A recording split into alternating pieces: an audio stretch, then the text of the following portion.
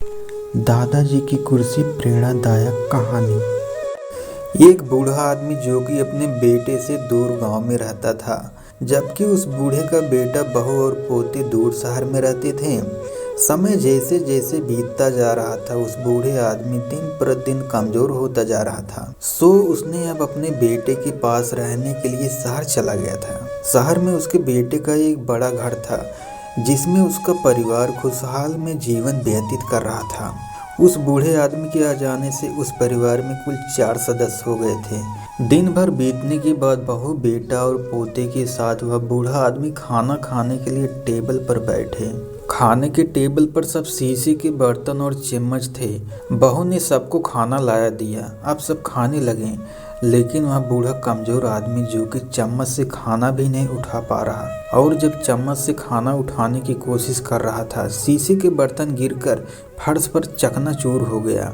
यह सब देखकर बहू बहुत नाराज हो गई और कहने लगी कि आपसे तो खाना भी नहीं उठता है। ऐसे में कभी ये टेबल भी गिरा सकती है, जो कि इतना महंगा है और कीमती है। कल से आपका टेबल कोने में लगा देते हैं, और जिससे आप आसानी से खाना खा सकते हैं। फिर अगले दिन बेटा और बहू ने मिलकर अपने बूढ़े पिता के लिए खाने के लिए लकड़ी की टेबल लाए और उसने कोने में लगा दिया, और फिर सबको खाना रोज की तरह निकाला गया। घर के सभी सदस्य बड़े टेबल पर आराम से खाना खा रहे थे, जबकि समय का मारा वह बूढ़ा आदमी लकड़ी के बर्तन में दिए खाने को चुपचाप अपने बहू बेटे को देखकर खा रहा था।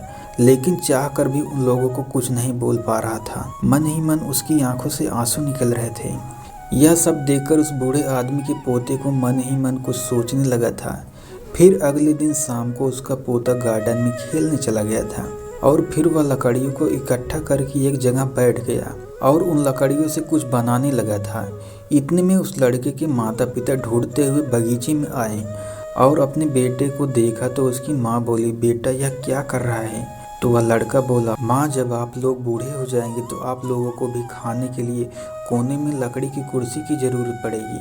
सो मैं अभी से आप लोगों के लिए कुर्सी और टेबल बना रहा हूँ। अपने बेटे की बात सुनकर उस लड़के के माँ बाप सोच में पड़ गए। उनके मुंह से कोई शब्द नहीं निकल रहा था। अब वो समझ गए थे जो हाल इस समय उनके बूढ़े बाप का है, एक दिन वही समय हमारे साथ भी हो सकता है। अब उनकी आंखें खुल गई थी और अपने किए पर पछतावा हो रहा था। वो तुरंत अपने उस बूढ़े बाप के पास आए और वो दोनों माफ़ी मांग लिया, और फिर कोने से कुर्सी हटा दिया, और दोनों ने मिलकर अपने अपने हाथों से अपने बूढ़े बाप को खाना खिलाने लगे थे। कहानी से सीख, इस धरती पर जिसने भी जन्म लिया है उसे समय के साथ एक दिन बूढ़ा भी होना है, लेकिन अक्सर समय के साथ माँ बाप को भूल जा रहे हैं। जरा सोचिए, जब हम पैदा हुए थे तो क्या इतने सक्षम थे क्या कि अपना सारा काम खुद से करते थे, खुद से खाना खाते थे? नहीं ना।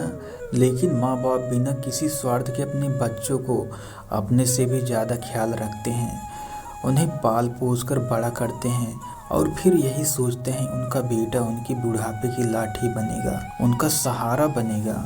लेकिन चंद खुशियों और पैसों के लिए आज के ज़माने में लोग अपने बूढ़े माँ बाप को यूं ही भुला दे रहे हैं। जरा सोचिए वो आपसे क्या चाहते हैं।